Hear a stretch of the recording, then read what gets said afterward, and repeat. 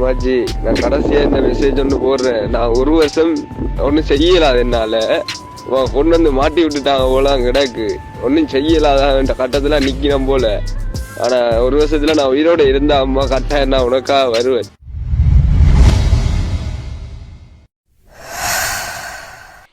எல்லோருக்கும் வணக்கம். இந்த வீடியோவானது இலங்கையிலிருந்து வெளிநாடு செல்ல முற்பட்ட ஒரு சில தமிழ் இளையோர்கள் ரஷ்யாவில் அகப்பட்டு அவர்கள் வலுக்கட்டாயமாக இராணுவத்தில் இணைக்கப்பட்டு அங்கே அவதிப்படுவதை பற்றித்தான் இந்த வீடியோ.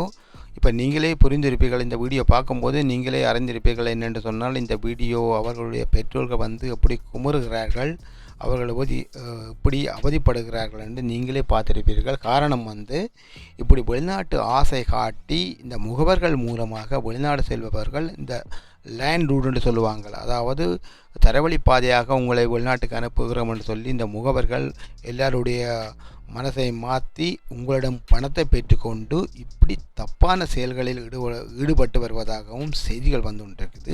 இந்த போலியான முகவர்களை யாராவது நம்பி ஏமாற்றப்படக்கூடாது என்ற காரணத்தால் தான் இந்த வீடியோ உங்கள்கிட்ட நான் பதிவு போடுறேன். இந்த அம்மா சொல்வதை நீங்களே கேளுங்கள், என்ன சொல்லுகிறார்கள் என்று கேட்டு போட்டு மிகுதியை இதுக்கு அப்புறமா நாங்கள் பேசுவோம். வீடியோ கேளுங்கள்.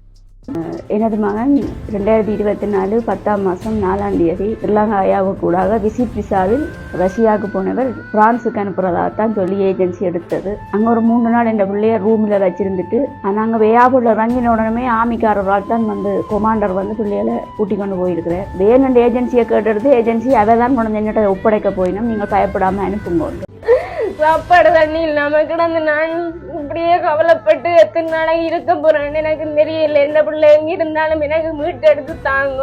இப்போது உங்களுக்கு புரிஞ்சிருக்கும் இந்த அம்மா சொன்ன வார்த்தை என்னென்னு சொன்னால், இவர்கள் இந்த அம்மாவுடைய பிள்ளைகள் ரஷ்யா ஏர்போர்ட்டில் இறங்கும் போது ஒரு இராணுவ அதிகாரி பொருட்படுத்ததாகவும் அதை பற்றி முகவரிடம் கேட்டபோது அந்த முகவர் சொன்ன விடயம் என்னென்று சொன்னால், ஒரு வாரத்துக்கு இவர்களுக்கு பயிற்சி அளிக்கப்பட்டு இராணுவத்தில் பயிற்சி அளிக்கப்பட்ட அப்புறமாகத்தான் இவர்களை பிரான்ஸுக்கு அனுப்புவதாக இந்த பொய்யான முகவர் சொல்லியிருக்கிறார்.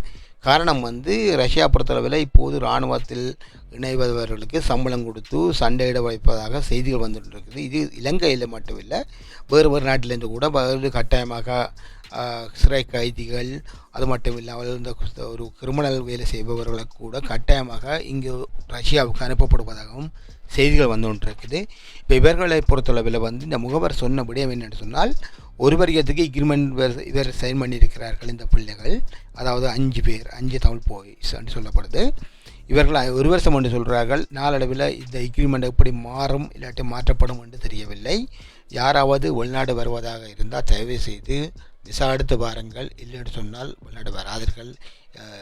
லேண்ட் ரூட் என்று சொல்லுவார்கள், அதாவது தரவழி பாதை என்று சொல்லுவார்கள்.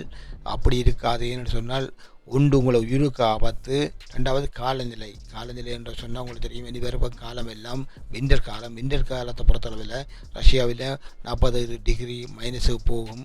அது காடு வழி வாரம் என்று சொன்னால் உங்களுக்கு போலி முகவர்கள் இடையில் வச்சுக்கொண்டு உங்களை பிளாக்மெயில் பண்ணி காசு கேட்பார்கள். உங்களை உறவினர்களுக்கு உங்களை வைத்துக்கொண்டு காசு கேட்பார்கள். இப்படியான நிலையில் நிறைய நடக்குது. சில பேர் உயிரை கூட விட்டிருக்கிறார்கள் ரஷ்யாவில் இடையில். இதை யாருக்கும் தெரியாமல் இல்லை. புரிஞ்சு கொண்டு தயவு செய்து வெளிநாடு வருவதென்று இருந்தால் விசா எடுத்து வாங்க, இல்லாட்டி பொண்ணு சொல்ல வாங்க. இப்படி தப்பான வழியை தேடாதீர்கள். உங்களை வைத்துக்கொண்டு முகவர்கள் மட்டும்தான் பணம் சம்பாதிக்கிறார்கள் ஒழிய நீங்களோ இல்லாட்டி உங்களை குடும்பத்தாரோ சந்தோஷப்பட முடியாது. இந்த வீடியோ ஒரு விழிப்புணர்வான வீடியோவாக தான் போடுகிறோம். இதை பார்த்தாவது தயவு செய்து திருந்துங்கள் என்று சொல்லிக்கொண்டு, இதை பற்றி உங்களோட கருத்து என்னென்னு சொல்லி கமெண்டில் போடுங்க. இதேபோல் மற்றொரு வீடியோவில் சந்திப்போம். அது வரைக்கும் நன்றி, வணக்கம்.